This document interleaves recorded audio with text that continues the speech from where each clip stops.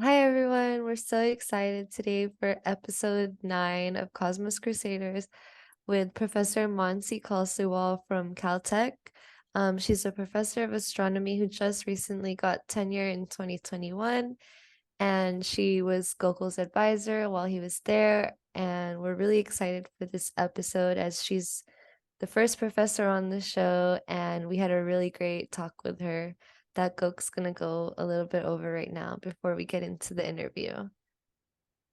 Yeah, so Professor Kasliwal was my undergraduate advisor who I did my senior thesis with at Caltech. And I think the episode was, and our interview with her was really interesting. And it was really interesting for me, especially because I've been working with her since my junior year of undergrad, and I'm still kind of working with the Palomar-Gattini Infrared Survey. So it's been like 4 years. So it was really interesting to get sort of a different perspective into her career and also sort of her mindset of how she approaches being a professor. And one of the things that she talks about a lot is how important her students are to her, and how important just the best part of being a professor was that she gets to work with students and be a mentor. And I just thought that that was really refreshing to hear, and really, um, I guess it's just something that isn't always seen in the field today, I think. A lot of the times people get lost in sort of research, and there's a lot of sort of administrative stuff that goes on behind the scenes that I'm sure a lot of people know about, and sort of just that love for teaching and that love for being a mentor research wise, and professionally to just students is something that I just think isn't emphasized enough in the community. But she is someone that really emphasizes that, and I've experienced that firsthand, because she has helped me get to where I am in my career. I definitely wouldn't be where I am without her. And I think that it was really interesting to hear her perspective on all those things in this episode. And yeah, she is an amazing professor, and she's already achieved so many great things in her career, both scientifically, and also just through the relationships that she's had with her students that have gone on also to do a lot of amazing things already. So this is a really great episode. I thought that was really interesting, and I was really happy that we were able to get her on the show. So I hope that you guys all feel the same. So yeah, thanks for tuning in, and we'll get right into it. Hi, everyone. We're very excited to have our next episode of Cosmos Crusaders, and this is definitely a special one as we have our first professor on the show. It's really exciting, and someone who had a big influence on me and definitely where I am in my career right now. So I'm really looking forward to this. So we're really happy to have Professor Mansi Kasliwal. She is an astronomy professor at Caltech, recently earned tenure in 2021. So congratulations. So she grew up in India, in Indore, which is a city in west central India. She got her Bachelor's of Science in Applied Engineering Physics from Cornell in 2004. She got her PhD in astrophysics from Caltech in 2011 with her thesis, Bridging the Gap, Elusive Explosions in the Local Universe, advised by Professor Sri Kulkarni. After that, she was a Hubble and Carnegie postdoc fellow at Princeton, and then went back to Caltech to become a professor, which is where she still is right now. She also won the 2022 Breakthrough New Horizons in Physics Award, which is a pretty big deal, for leadership in laying foundations for electromagnetic observations of sources of gravitational waves and leadership in extracting rich information from the first observed collision of two neutron stars. So already a very polished resume. So it's really exciting to have you on the show. Thank you, Gokul. My pleasure. So we're just gonna get started by talking about your research. So your research spans a very wide range of subfields in astronomy and astrophysics. This includes investigating high energy phenomena, time domain and multi-messenger astrophysics, stellar astrophysics, and instrumentation. And you're also involved in a large capacity for a multitude of telescope surveys, including being one of the leads or the lead for the science teams for the Palomar-Gattini Infrared Survey and Zwicky Transit Facility. So given that you're involved in so many projects, the first question that we wanted to ask you in relation to your research is, what are the highest level questions that you're trying to understand about the universe that sort of ties all the projects that you're a part of together, even if it's in like a very loose sense? Sure. So all of these projects have one thing in common. they are all trying to understand how dynamic our universe is. So they're all looking for cosmic fireworks and different flavors, colors, brightness, timescales. And in terms of unifying questions, the one of the ones that keeps me up at night, or is motivating enough to get out of bed at night when a transient happens, is where do the elements that you and I are made up of, where do they actually come from? And most of the universe is pretty simple. It's mostly hydrogen and helium, which is only the first row of the periodic table. And most of the other rows, right, they are either made in the cores of massive stars or during supernova explosions. That's the next few rows. And then the next few rows are made in neutron star mergers, and possibly neutron star black hole mergers, though we haven't seen one yet. We've heard one, but we haven't seen one yet.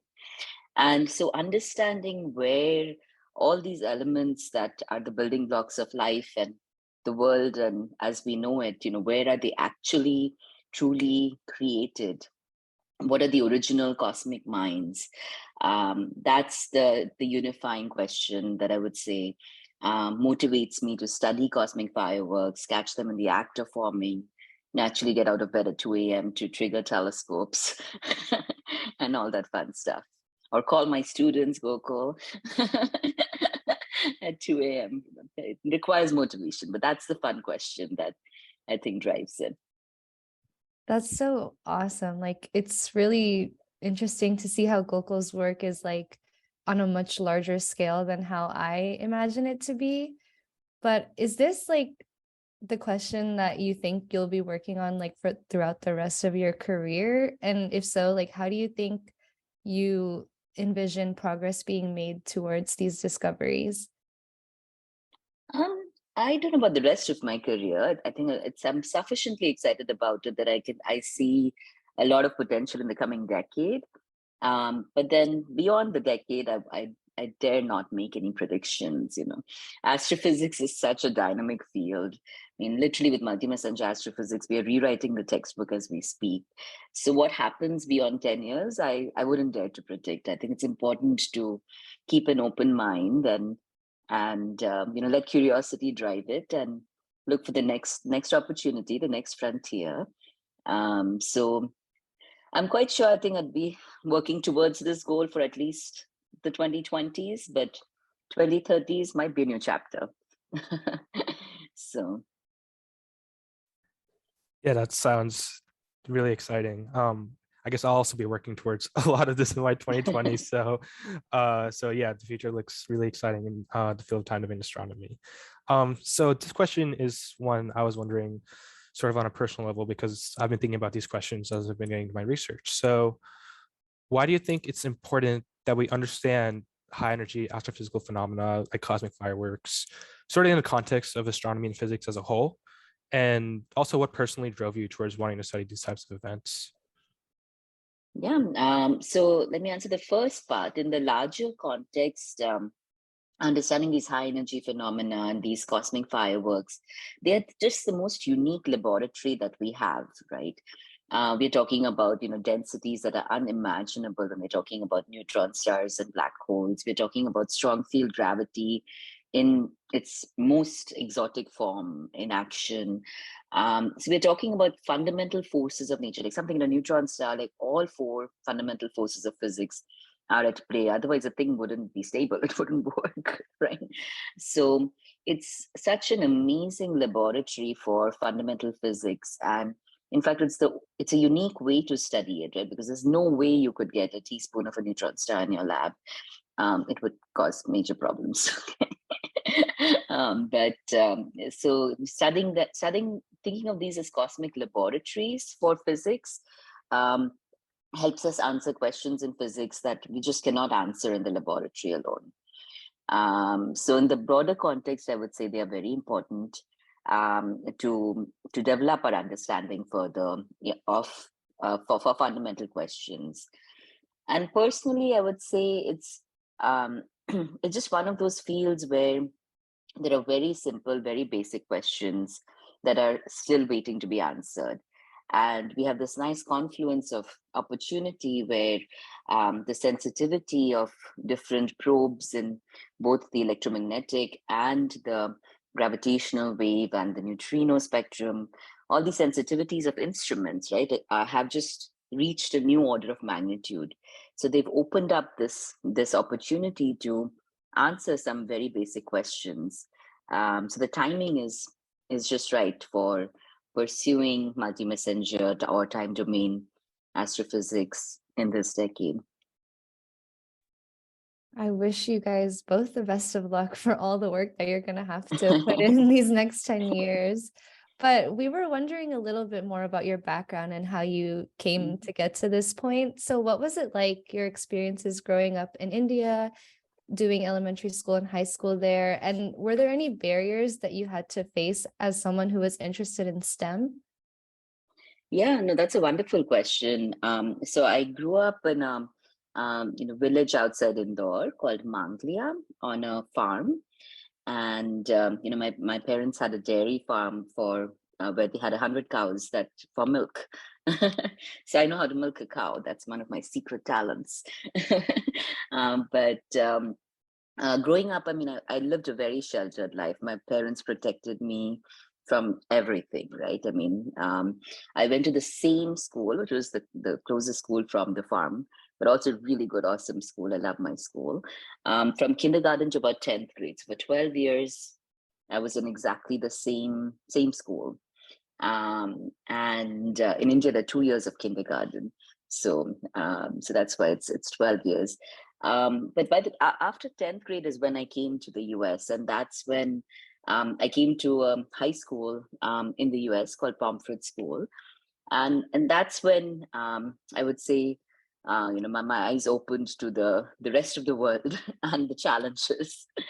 It wasn't all smooth sailing. It was quite a culture shock from my very protected, very sheltered life until then to high school here, which is not easy, as I'm sure you guys have experienced. And I was really the odd one out in many respects. I mean, I'd come, with my eyes glowing that, oh, I can do all these experiments in the labs and this and that, not realizing that I would be, the only one with a different skin color, or the only one who was vegetarian, and didn't eat meat, or the only one who didn't quite know how to party. Okay. Or the only one who dressed a little differently or thought a little differently. I mean, it was quite a tough experience, I would say, at that age, where you're still not old enough, mature enough to know how to navigate those things. So so there were a few stumbling blocks, let's just put it this way, a few teary phone calls to my parents, like, what just happened? Where have I landed? But you fight through those, you work through those one at a time. You make some friends and try to navigate that. But I'd say that was the toughest year. The first year that I was here in a high school, first time away from home, first time in a completely different cultural context. That was my hardest year by far. Yeah.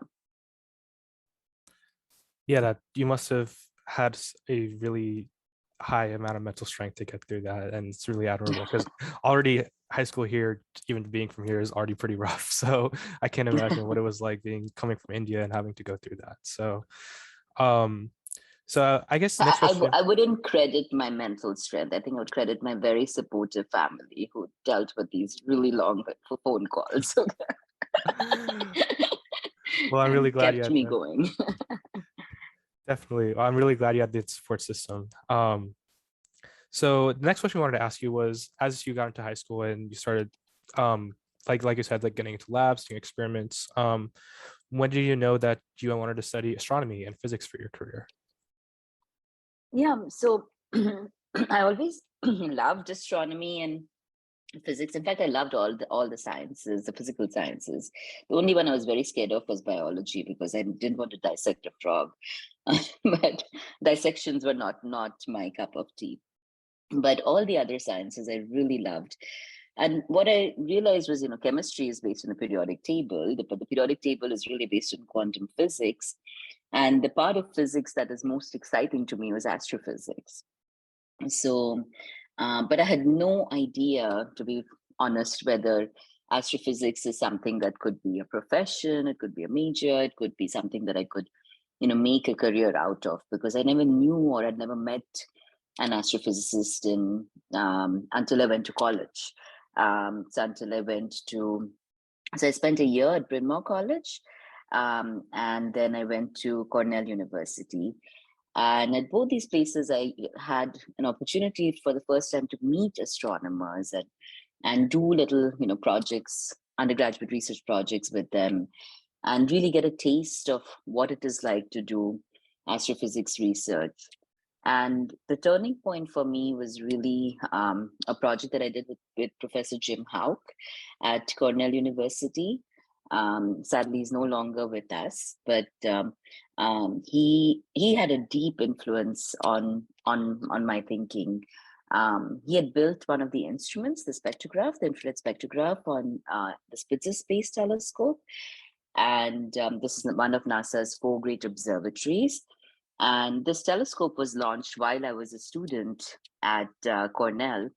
And, I did a tiny, tiny little piece of it. But what I saw was how Professor Jim Houck's team was looking at the data that was coming from this new telescope, new spectrograph, and the sheer amount of fun they were having, actually unlocking the mysteries of the universe, quite literally. I mean, they were just so excited when they saw this polyaromatic hydrocarbon feature or whatever it was, right, in this ultra-luminous infrared galaxy. And just the sense of excitement and the joy they were deriving from having built this new instrument and learning new mysteries about the universe get unveiled in front of their eyes. And that experience of being in his lab for a couple of years was really, really life-changing. That's when I realized, okay, at least I don't know whether I could live a life as an astrophysicist, but I've got to try. This seems too much fun. So so that's when I decided I'm going to pursue a PhD and apply to grad schools and just at least try and see if this path works out. If not, well, I was graduating from the College of Engineering, so I could assure my parents I'll find a job somehow, somewhere to earn my bread. Yeah, that's amazing. And it definitely worked out. So I'm so glad that you stuck it through, and yeah, everything ended up working out was really great. It's funny that you had to tell your parents, oh, I'm studying engineering, so I'll be fine. I've had to talk to my parents just about that too, because they asked the same questions. Yeah, but it was I was doing applied and engineering physics, right? So the degree was from the College of Engineering, but if you looked at my courses, they were all astronomy, physics, math. There were a handful of engineering courses in there, but just the bare minimum to to get that degree. I had to take a couple CS classes, same thing. So now getting into sort of the next chapter of your career, why did you eventually end up choosing Caltech as your graduate school? And how did you end up choosing Professor Kilkenny to be your thesis advisor? So I guess when I was applying to grad schools, I was lucky. I got admission to a few places, and I visited those places because again I didn't really know what any of these places were like. As I visited these places, and when I visited Caltech, I really felt like a kid in a candy store. I mean, when I was listening to the research that the different faculty were doing, I remember getting the feeling that these were 7 different faculty members whose research was just, I could do any one of them for a thesis. So there would be no shortage of thesis advisors at Caltech. But most importantly, my host, who was a graduate student then, and who's actually one of my closest friends in life now, Anne-Marie Cody, was just really somebody I connected with. And I felt like the graduate student community is very supportive, that they were a good, close group of friends who helped each other. I mean, I'd heard all these stories, Caltech's a tough place, to be very competitive, this, that, but when I actually visited, I just got the feeling that, well, I mean, whatever it was, at least these people were all in it together, and they had each other's back, and they were very good friends, and they were having fun at the same time as doing their PhDs, right? I mean, and pursuing their other esoteric interests as well, and looking out for each other. So I just got a really good feeling when I visited the campus, and yeah, I mean, and sunshine was nice. I mean, I was from India, and I was on the East Coast for a few years, and exploring snow, which I'd never seen before, was fun, but I didn't mind going back to sunshine.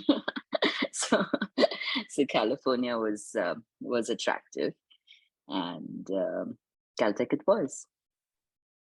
That's so nice. That's such a great story. Like, people always say that when you are picking your college, you get a feeling of where you're supposed to be. So Yeah. it's awesome that that worked out for you and that you still have lifelong friends. But what were some of like the harder experiences or like defining moments that you had while getting your PhD at Caltech? Yeah. So getting a PhD is never an easy journey. Again, if anybody tells you it's a straight line, it's not.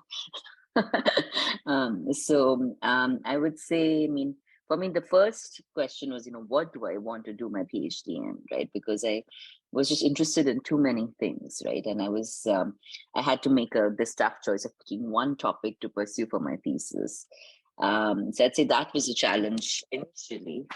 And then even I would say my first year, another big challenge for me was the coursework, because having done this engineering degree, I'd only taken a handful of astronomy courses as an undergrad, and Caltech has quite an intensive set of astrophysics courses that you need to get through in your first year, and all that material was really new to me. Some of my other friends in the first year class had taken many astronomy courses and learned about stars, one step at a time. And I was trying to learn it all for the first time in a great amount of detail.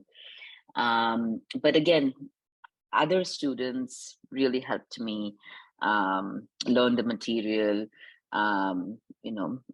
have coffee or even pie at 2 a.m. I remember one time we were so frustrated with the homework, which we just couldn't get through. It was just taking forever, that one of my friends who decided that let's just put the homework aside, let's bake a pie instead. So we were baking apple pie at 2 a.m. and then not worry about the homework due the next day. So it was all, that is all part of the fun, part of the staying up late to try to learn this material. But the hardest challenge, I think, in grad school was in the later years when I'd actually picked my thesis. I was very excited about it. I wanted to find these cosmic fireworks in the luminosity gap between novae and supernovae. And we had a plan, right, to do this with my thesis advisor, Professor Carnegie. Except that plan A, B, and C in my thesis failed. Okay, we did not find any of these transients that we were looking for in the luminosity gap between novae and supernovae. And the first 1 or 2 times it's okay, but when it happens a third time, right? I mean, then you really need to look deep inside you for that resilience to keep going, right? And I would say that was a tough moment, and required looking deep inside to see this is a question I really, really want to answer. How much more am I going to put into this to try to get through it? And I think that resilience, I would say, is the key characteristic to getting through to the finish line of any PhD, and especially PhD topics which are in the sort of high risk, high gain category, right? Thankfully, Plan B did work out, and I did graduate. but it takes that resilience to bounce back after a few failures, a few dead ends, right? And even in those dead ends, look for what you were not looking for, right? I mean, appreciate sort of the flowers that along the way, right? I mean, so we didn't find what we were looking for, but there were other scientific mysteries that we could make a little bit of progress on and learn something about, right? So keeping an open mind and eyes open for that, and not ignoring those things that you were not looking for when you designed the project was part of that resilience to keep going to the next step, to the next step, to the next effort, to try to solve your thesis question. Well, thank you for the advice. That's very good. I hope I'm not scaring you. No, definitely. No, I definitely understand. In especially with the type of astrophysics that like you've done in your career and I'm going to do in my career, it's definitely that the resilience is definitely much needed for this sort of field.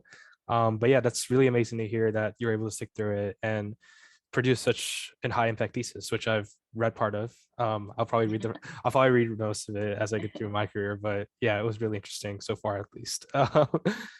So now getting into the next chapter of your career, you ended up getting a Hubble Fellowship and you used it at the Carnegie Institution for Science at Princeton. So what were some of the main scientific questions that you were interested in studying at the time with this fellowship? And why did you choose Princeton to do it at? Yeah, so postdoc was the next adventure, and having this combination of this joint fellowship between Carnegie and Princeton was really fun, because I could have deep theoretical discussions with different professors at Princeton and use the world's most amazing telescopes at Las Campanas Observatory and really learn how to finesse those and come up with new ideas for instrumentation and telescopes and observatories at Carnegie. And Carnegie just has such a supportive mentoring program for its postdocs. So when I was a postdoc, that's when I was very interested in multi-messenger astronomy. But the only problem was it was considered a far-fetched dream, right? Because I was a postdoc between 2011 and 2015. So this was all before the detection of gravitational waves by advanced LIGO. And it was, I mean, they'd been trying for 30 years, right? And not found gravitational waves. So there were many jokes about, whether or not, or when or whether or not gravitational waves would ever get detected. And not only did I want gravitational waves to get detected, I wanted an electromagnetic counterpart to go with it. So my dream was considered very far-fetched, to be very honest, by many of the senior faculty. But that said, I mean, those were the years where I wanted to start preparing for this field, and I was very interested in this field and what challenges it may present when it actually happens. Because I was more optimistic, maybe more naive, but more optimistic about that this will happen and this will happen soon. And the preparation actually was where I received a great amount of mentoring and advice and direction and a lot of freedom in just trying out new ideas, right? And some worked, some didn't, very similar to my PhD. But at least I could lay the groundwork for research that I wanted to do for the next several years to come. And I would say, here I should add that the director of Carnegie at that time was Wendy Friedman. And she was really great about meeting with the postdocs one-on-one at regular intervals. And I remember there's one meeting in particular where I'd gone to a conference and a very senior faculty member at a very prestigious institution had pretty much, was really, really like, I'd given a talk and he was really, really, really like had gotten all sorts of weapons out to try to attack me at the end of this talk. And I was very scared. I was just completely like taken aback. I was like, and basically, I mean, this person was trying to get me to quit astronomy or intimidate me or, really just scare me out of the field. And I'd just come back from this conference and had this meeting with the director of Carnegie. And I was very scared going into the meeting because he had said all these things about, that he had just said so much that I just went into the meetings feeling really scared. And so that day when we said, okay, why don't we just go get a cup of coffee instead, okay, instead of sitting in my office. So we went and got a cup of coffee and I talked to her about this whole experience and how I felt like maybe, I don't know if I was doing something very wrong. I mean, obviously this is a very senior professor at a very prestigious university. I mean, I was just really confused as to how to react. And Wendy's reaction, first she listened to like my whole spiel, and then her reaction was just so calm through the whole thing. And then then her reaction was, this was a hidden compliment. So what do you mean hidden compliment? This is the most difficult conference talk I've ever given, and I've never received so much critical feedback, all directly on the face in front of everyone, without knowing how to respond. She's like, no, this very senior faculty member feels threatened by you. And so he's trying to get you to quit because he doesn't want competition. But in fact, your ideas are really very good. And that's what he's trying to say in all of this, but disguise it through all these harsh words because he's threatened. And I was like, okay, then. So I would never have come up with that myself. But it was very important because after an experience like this, you do have a loss of confidence, or like you're just questioning, what happened here, or whether this is the right direction, or whether this field is even fun, or if it has people like this in it, right? I mean, is this really the direction I want to go in?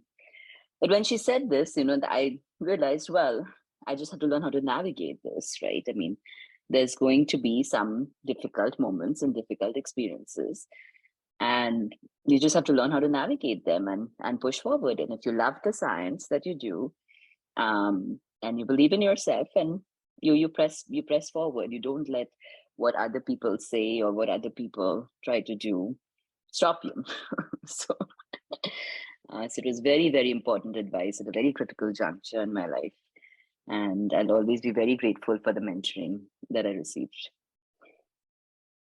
I wish you could have gotten that advice without going through all the critical feedback and everything in the first place, but it's awesome that you use that as like motivation to keep going with your work. But it seems that like the postdoc time is a little bit uncertain because you don't really know if you can get a permanent position after. So how do you think, if you were to give advice to someone, how do you think you can best utilize your postdoc to set yourself up well? I think that is a tough question, because in astronomy, there aren't as many jobs as I would like, as many permanent jobs as I would like, given the number of qualified applicants. So it is a tough few years. But I'd say, I mean, even when I was a postdoc, I mean, at least I tried to keep an open mind about, hey, if it works out in academia, I'll stick to academia. If it doesn't work out, I'll go to industry, right? I mean, but life doesn't stop.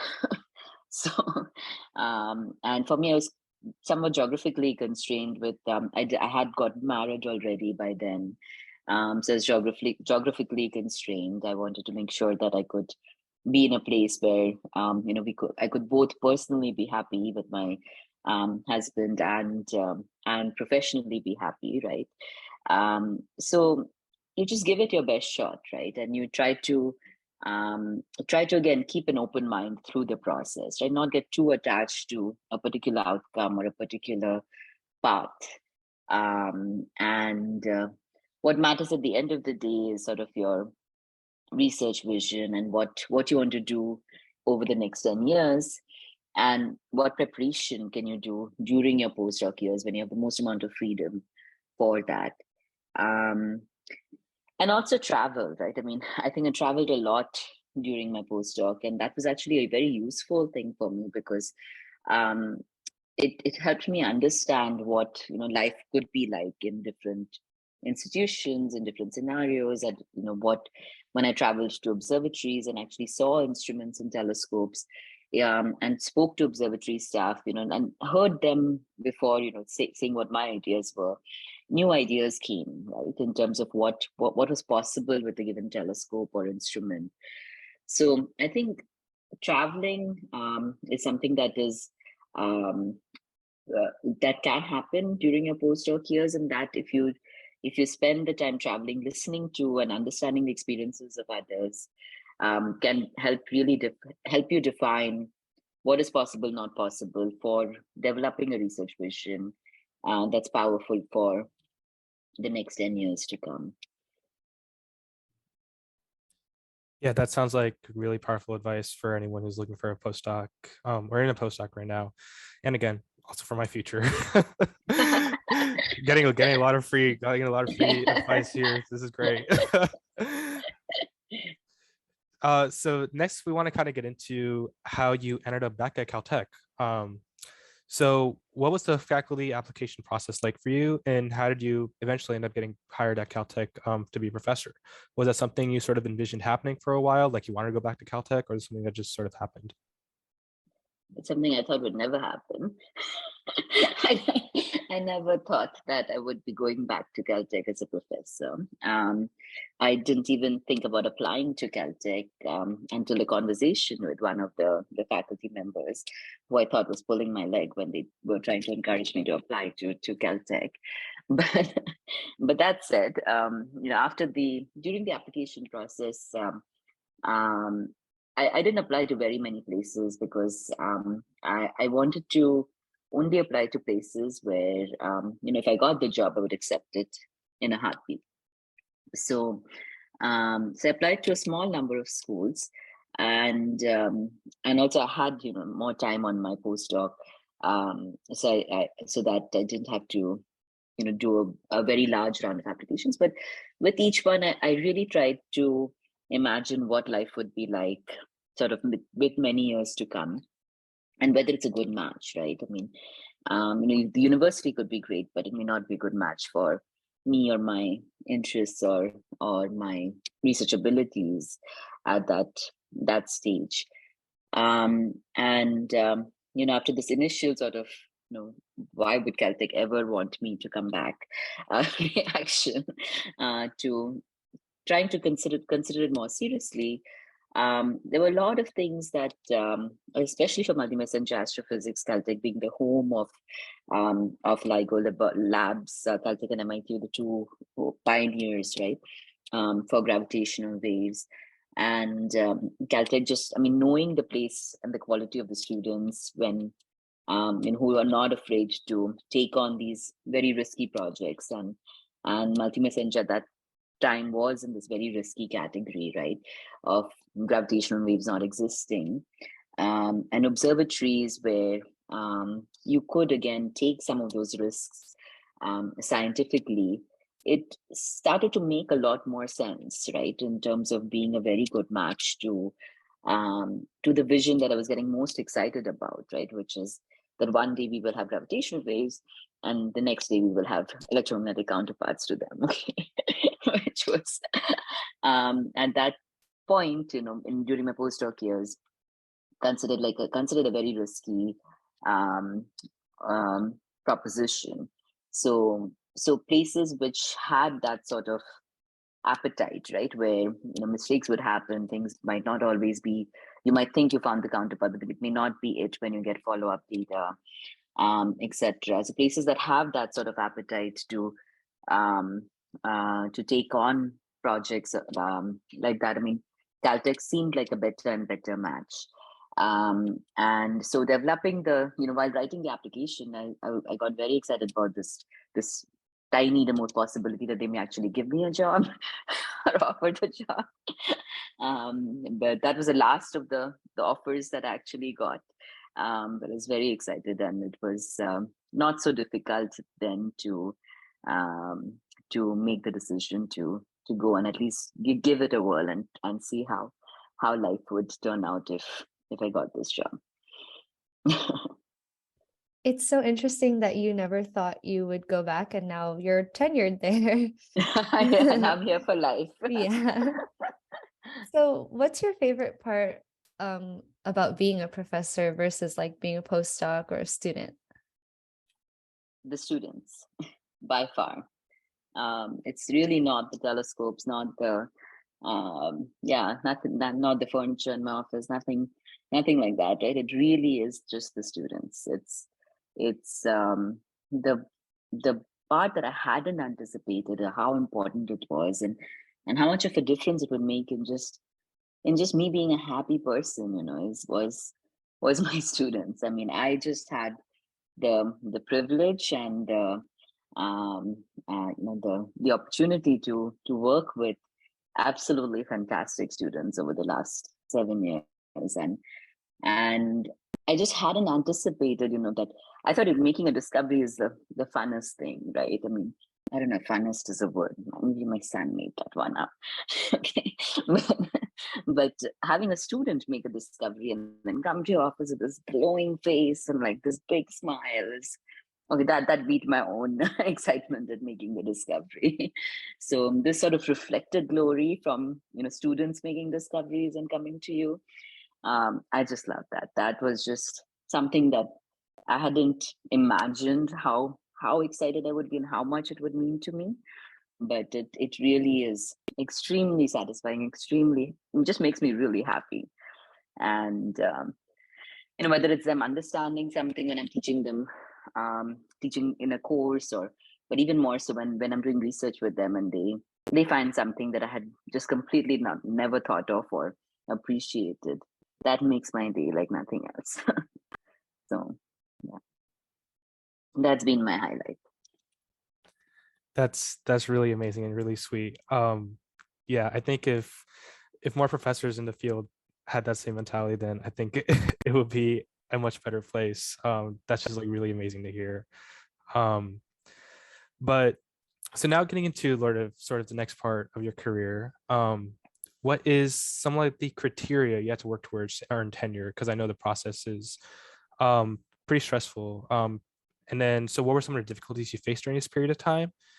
Because sort of like the rest of your life sort of hinges on like this 4 or 5 years as you're assistant professor. So I guess I'm just sort of wondering what that experience is like.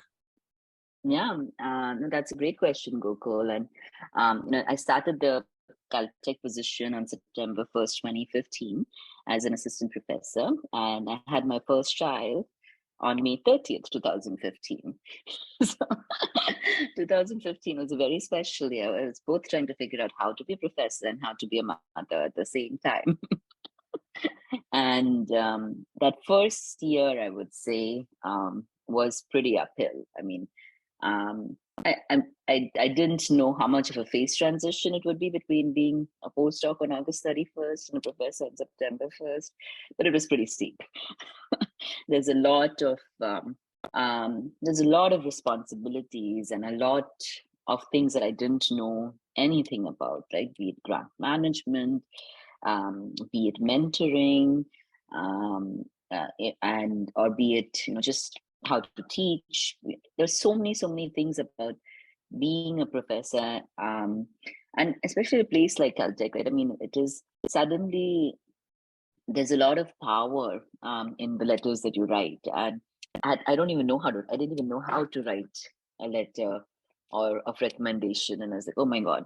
I mean, this is going to change the life of this person if I don't do a good job here. No pressure, but but I need to figure this one out rather quickly.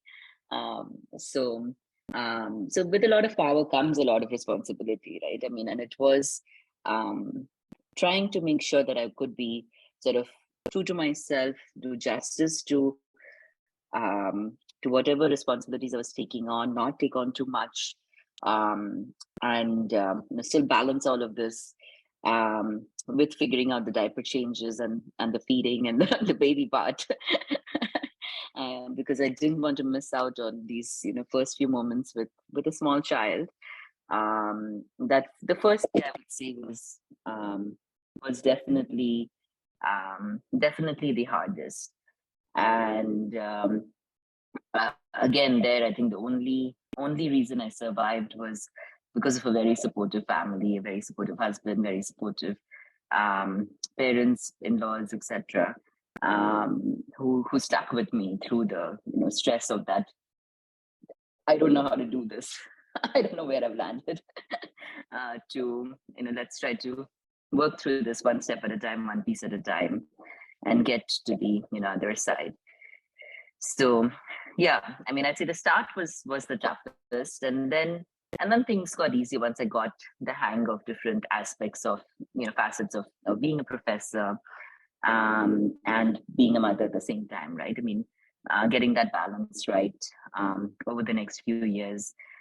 And the science was what was the single most motivating factor, right? I mean, it is such an exciting time for multi-messenger astrophysics with the detection of gravitational waves and the science all coming together. That just propelled me, motivated me like nothing else, right? I mean, so that kept me going, year after year. And in terms of what it takes to get tenure, I don't know. I think it is. I think it is. I mean, I haven't been on enough committees on the other side that are doing the evaluation process. But my advice is, I mean, I think to people who are on the tenure track is to just do the research, the teaching, the mentoring, and be true to yourself with it, right? I mean, do the best you can, and when I figure out what happens on the other side, I will let you know. It might take a few more years of actually evaluating other applications for tenure or something to know what are the factors that actually go into it. Yeah, it sounds like a very stressful process. And I can't even imagine like dealing with all that and having a family and learning how to be a mother. But it's great you had a lot of support. Yeah. But it's also amazing how much you've achieved and like all these discoveries that you've made throughout your career. And I know that you're very like highly respected in the field, but have there ever been times where you felt like you were treated differently or that people had bias against you just because you're like a woman and from South Asia and like there's not many people that look like you in this field? Absolutely. I mean, I don't think even the faculty years were without challenge, right? I mean, to me, I mean, having a family was very important, right? I mean, yes, being an astrophysicist was a dream job. Caltech was a dream job, but having a family was such an important thing that I didn't want to defer it indefinitely. I was not going to, put this part of life on hold. But that didn't mean, that I wasn't criticized for it, right? I mean, there were some pretty loud voices saying, "Hey, are you crazy? You just got your dream job and you're having a baby at the same time. Why are you throwing it away before it starts?" So I was like, "Oh, I'm gonna try. I'll do my best." But it was not. There were some very difficult conversations with just the fact that life can't stop, even if you have a dream and you want to pursue that dream. There's always a balancing act between your personal and professional choices, and that's when when you're a mother of a young child, one of the biggest constraints is travel, right? And I was just telling you how important travel was during my postdoc years. In that first year and I would say first probably 2 years as a faculty member, I was very travel constrained, right? And I had to really make sure that any travel that I did made sense for the family first, right? And people were not happy about, and this was pre-pandemic, right? Where saying no to an invitation, they were just like, "What?" I was like, "I'm sorry, I cannot travel right now. Small child." It was just not a good excuse, right? I got a lot of people, a lot of feathers ruffled, let's say, but I had to do what I had to do what I had to do for my family, and again, I was not willing to give up family for the job, right? And I was like, yeah, I mean, it will take me a few months before the child is old enough that I can actually travel. And the invitation is still open, then I'll come. But right now, I'm sorry, I can't. That sort of thing.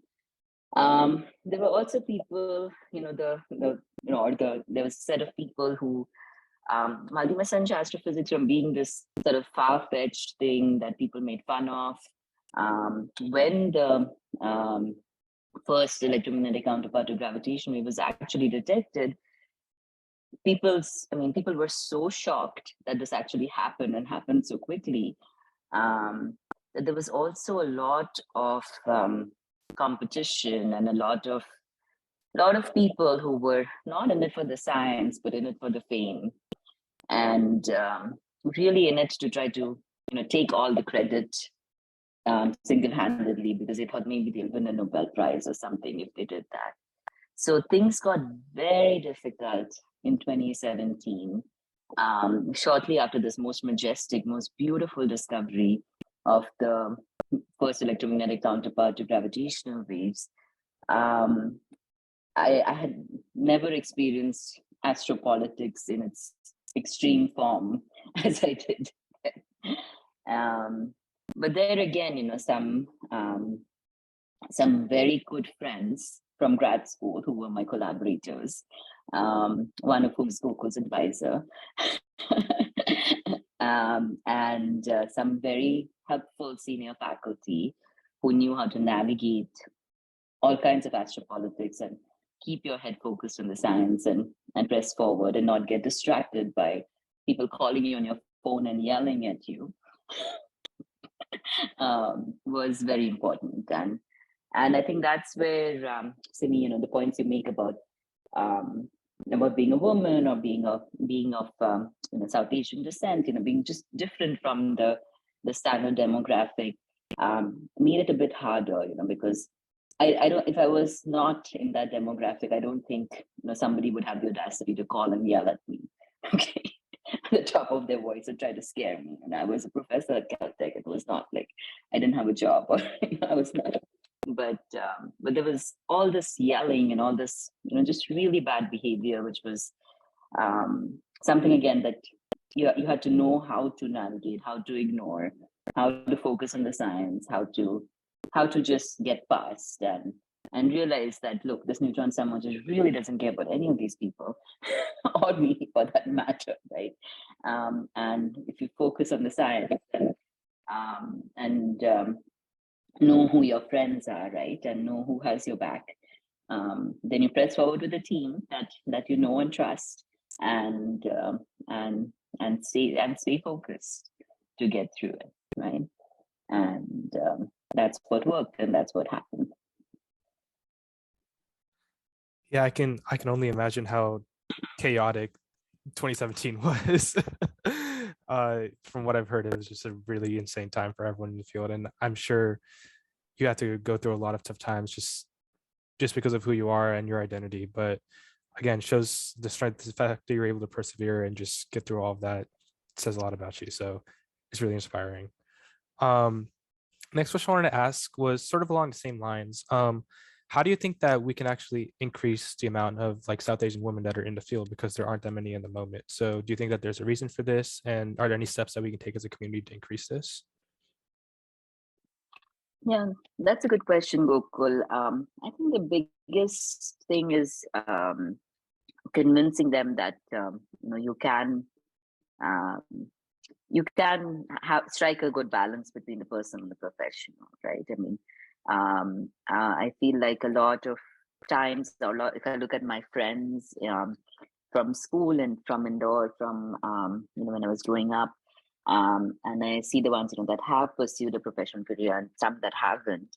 The main reason they haven't has been because they haven't been able to find a balance between the family life and the professional life.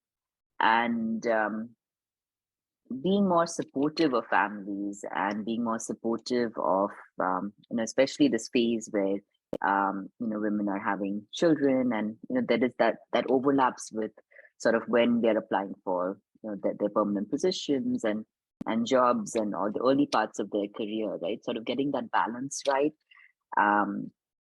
through examples, through universities just being more open and more supportive with childcare options for women at this stage. I think that will go a really long way. So that it's not, you don't have to choose between one or the other, right? If you can sort of do them both, right, and do justice to them both, right? That is what we have to try to make as feasible as possible, given that there are still only 24 hours in the day and only 7 days in the week. But having a good, like Caltech is a very good childcare center, which really helped me out a lot in those first few years. Similarly, if other institutions also have good childcare centers, support for women with young children, support, just more respect for family commitments that may take precedence over professional commitments, right? That sort of balance, a better balance between work and life there, I think would go a long way. Yeah, that's really great to hear. That Caltech has such a supportive child support center, child care center, and I hope other institutions also have the same, because I think it would really go a long way, and especially for helping what you're talking about. So now getting into sort of looking ahead into your future. Now that you've achieved tenure, what are some of the main goals that you have in mind to achieve for the rest of your career, both professionally and personally? Yeah, I mean, I feel like the tenure thing has just basically helps you think on a longer time scale. There's a telescope in Antarctica that I'd like to build for looking for infrared fireworks. This is not something that again will happen on a overnight or on a short time scale, right? This requires a longer time scale of planning and thinking and developing. But I feel like I can pursue that now in earnest because I do have a little bit more flexibility and a longer time scale that I could work on.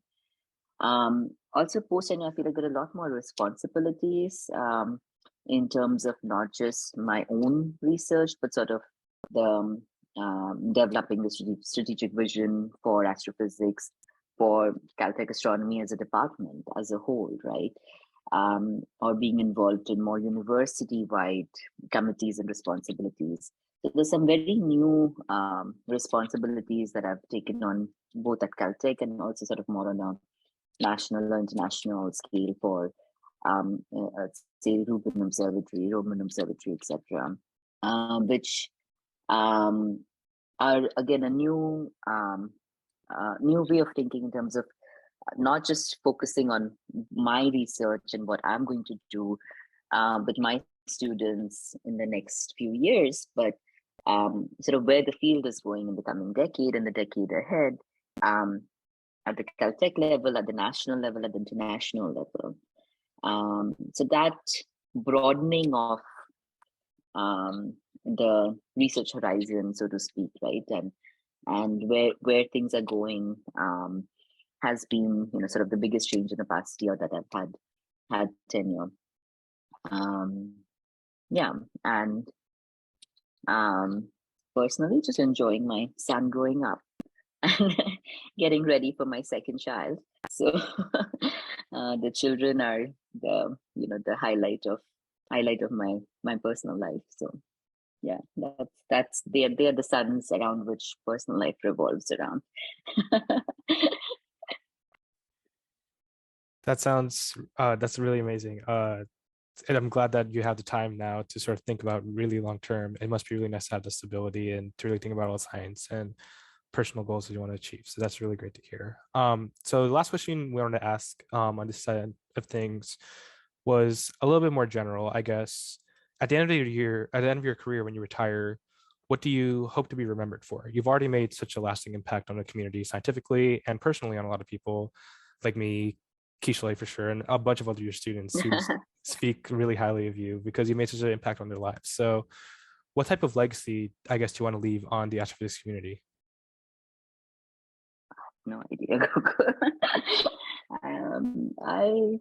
I don't know. I mean, I think if I'm remembered, hey, that's already a win.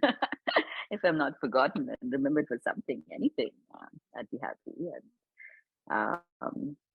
And to me, as I said, I mean, the highlight of my of being a professor is the students, and if the students are happy and go on to live good lives and good careers, and then my job is more than done.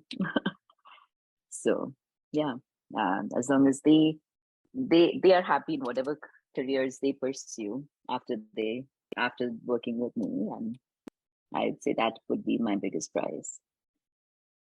I love that. That's really sweet. And it seems like all your students are doing great right now. So you're doing a wonderful job. Thank you, Sunny. Of course. But before we end up, we're just gonna ask you some quick hitter questions. So our first one is, what's your favorite paper paper that you've written in your career so far? Oh, I think the one on the gravitational wave event from August 17th, 2017.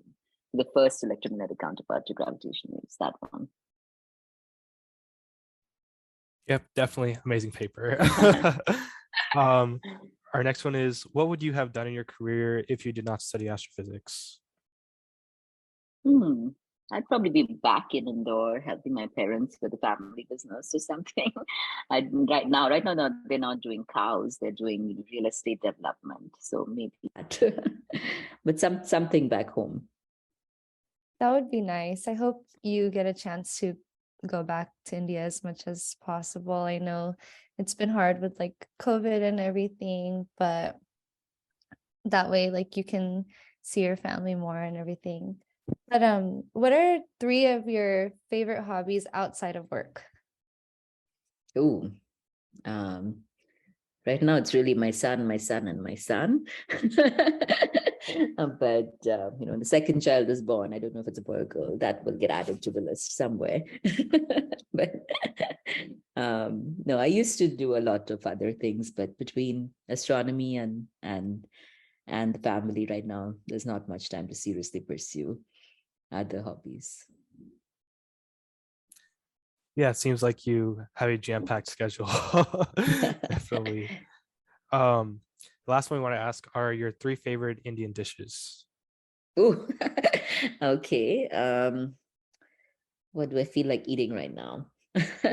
So I'd say for an appetizer, I'd go with pani puri, which is these balls where you stuff spicy green water and potato and chickpeas, and in one bite you try to eat the whole thing. That's always fun. For main course, I'd go with paneer masala and rumali roti. And then for dessert, I guess I'd go with rasgullas, which are these milky white, very soft balls. And we had the most amazing rasgullas growing up, because the milk from our dairy would go straight to this one lady who would make the softest, most amazing rasgullas that I've ever eaten. So yeah, those are my 3 dishes. Go. Yeah, I'm also a big fan of pani puri. All right. But those are all the questions that we had for you today. Thank you so much for taking the time. It was really Pleasure's insightful. all mine, and thank you so much. Yeah, thank you. We really appreciate it. We know how busy your schedule is, clearly, and it means a lot that you're able to take time and just drop so many knowledge bombs on everyone. I definitely learned a lot from just this hour. So yeah, really appreciate it. Thank you so much. Yeah, thank you, and best wishes to you both. Thank you. Bye. Thank you. Take care.